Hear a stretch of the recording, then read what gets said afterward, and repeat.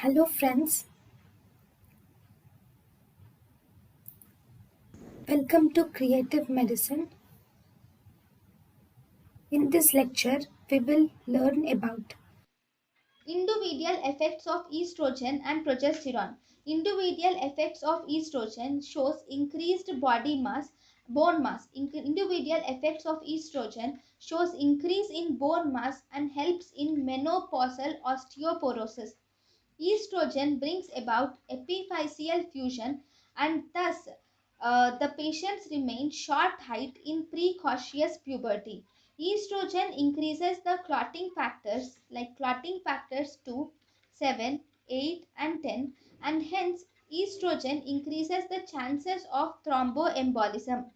Individual effects of progesterone. Progesterone increases the basal body temperature of female by 0.2 to zero point 0.5 degrees Celsius, and it helps in recording the ovulatory cycle. Thus, progesterone is a natural method of contraceptive. Progesterone is a smooth muscle relaxant also.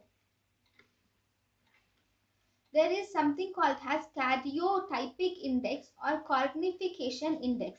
Karyotypic index or cornification index is the number of cornified squamous cells seen due to estrogen.